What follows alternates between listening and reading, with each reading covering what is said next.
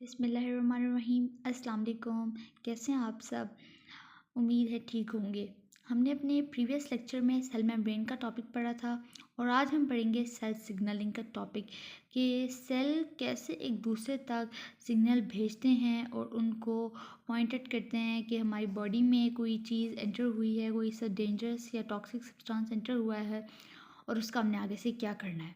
ये basically cell signalling में आज हम स्टडी करेंगे। छोटा सा टॉपिक है, जल्दी कवर हो जाएगा। The process by which the cells communicate with the other cells with in their body और with the external environment is called the cell signaling. एक ऐसा प्रोसेस जिससे सेल दूसरे सेल्स के साथ कम्युनिकेट करते हैं अपनी बॉडी में। अब चाहे वो सेल बॉडी में प्रेजेंट हो या फिर बाहर वाली एनवायरनमेंट में प्रेजेंट हो, तो दोनों कंडीशंस में कम्युनिकेट करते हैं, उसको हम कहते हैं सेल सिग्नलिंग। या फिर हम इसकी दूसरी डेफिनेशन है और simple the transfer of information from one cell to another. ना सिर्फ आपस में कम्युनिकेट करते हैं बल्कि वो इंफॉर्मेशन को भी ट्रांसफ़र करते हैं एक दूसरे को, जिसको हम कहते हैं सेल सिग्नलिंग। नेक्स्ट हमारे पास ligands and receptor. The signaling molecules are also known as ligands. जो सिग्नल भेज रहे होते हैं उनको हम लाइगैंड्स कहते हैं और रिसेप्टर हम पढ़ते भी वो नीचे आ रहा है। दे इनिशिएट सिग्नलिंग। सिग्नलिंग इनसे स्टार्ट होती है, ज़ाहिर सी बात है जो भेजेगा सिग्नल उसी से स्टार्ट होगी ना, उसको हम लाइगैंड कहते हैं। Different types of molecules can serve as signalling molecule. बहुत सारे मॉलिक्यूल हैं मुख्तलिफ़ किस्म के जो सिग्नलिंग मॉलिक्यूल का काम करते हैं।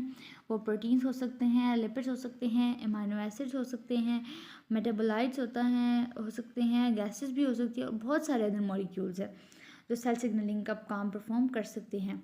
द प्रोटीन्स, अब वो प्रोटीन्स की बात है। The protein that respond to the ligands, यानी वो सिग्नल को जो रिसीव करते हैं उनको रिसेप्टर्स कहते हैं।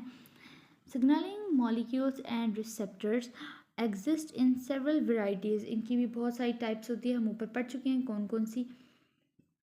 However, a signaling molecule will bind to a specific receptor, typically bind only one type of signaling molecule।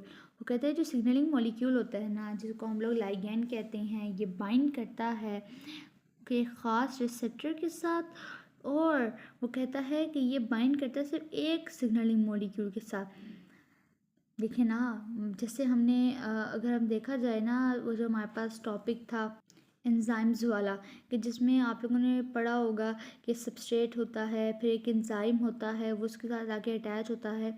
तो हमने पढ़ा था कि एक specific substrate specific active site के साथ अटैच होता है। इसी तरह यहाँ पे वो कह रहे हैं, वो कहते हैं कि सिग्नलिंग मॉलिक्यूल एक स्पेसिफिक रिसेप्टर के साथ अटैच होता है। वो रिसेप्टर जो स्पेसिफिक होता है वो सिर्फ एक टाइप के सिग्नलिंग मॉलिक्यूल के साथ अटैच हो सकता है। अब इसके आगे तीन प्रोसेसेस हैं, वो पढ़ लेते हैं। पहला है reception. Reception is the target cells detection of a signal molecule coming from the outside of the cell. बोलता है जो रिसेप्शन है ना, रिसेप्शन में क्या होता है कि जो टारगेट सेल होता है उसको डिटेक्ट किया जाता है एक सिग्नल मॉलिक्यूल का जो कि बाहर से आ रहा होता है। जो सेल के बाहर से आने वाले जो सेल होते हैं ना, जो कि टॉक्सिक या डेंजरस होते हैं, तो क्या होता है कि वो डिटेक्ट हो जाते हैं। उनको कौन डिटेक्ट करता है? को अंदर वाले जो सेल होते हैं ना, वो वाले सेल जिनको ये बाहर आने वाला, बाहर से अंदर आने वाला सेल डिटेक्ट करता है, टारगेट करता है। तो वो टारगेट सेल्स क्या करते हैं, उस बाहर से आने वाले को डिटेक्ट कर लेते हैं। फिर एक chemical signal is a detector. जो केमिकल सिग्नल जनरेट होता है ना, वो डिटेक्टर होता है जो डिटेक्ट करता है कि वाकई कोई टॉक्सिक चीज़ अंदर आई है या नहीं आई। When it binds to our receptor protein located at the cell surface और इनसाइड द सेल। वो कहता है कि केमिकल सिग्नल एक डिटेक्टर होता है। जो डिटेक्टर तब बनता है जब वो एक रिसेप्टर प्रोटीन के साथ बाइंड करती है। अब चाहे वो रिसेप्टर प्रोटीन सेल की सरफेस पे प्रेजेंट हो या सेल के इनसाइड प्रेजेंट हो। अगला प्रोसेस है transduction. Transduction the conversion of a signal from outside the cell to a form that can bring about specific cellular response is called the transduction. अब signal convert हो रहा है, बाहर से आने वाला सिग्नल जो है वो कन्वर्ट हो रहा है एक ऐसी फॉर्म में जो कि रिस्पॉन्स को प्रोड्यूस करती है। सेल्स के अंदर रिस्पॉन्स भी तो प्रोड्यूस होते हैं ना, उसको प्रोड्यूस करते हैं। उस प्रोसेस को हम कहते हैं transduction. So the binding of a signal molecule changes the receptor protein in some way, initiating the process of transduction.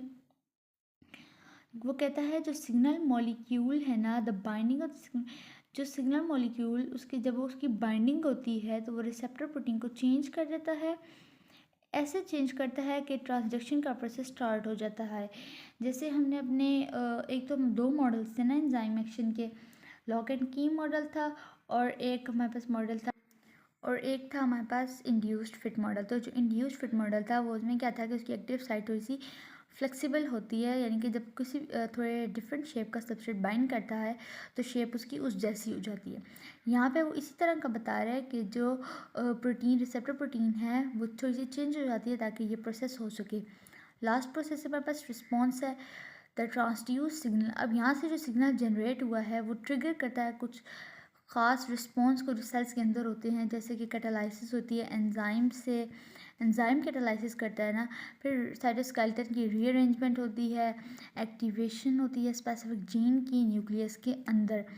So basically ये तीन अगर प्रोसेसेस हो रहे हैं तो इसका मतलब है सेल सिग्नलिंग का प्रोसेस भी हो रहा है। सो ये आज का हमारा टॉपिक था। तो अगर आपको कोई भी क्यूरी हो तो आप मुझसे कमेंट सेक्शन में पूछ सकते हैं। Thank you so much. अल्लाह हाफिज़।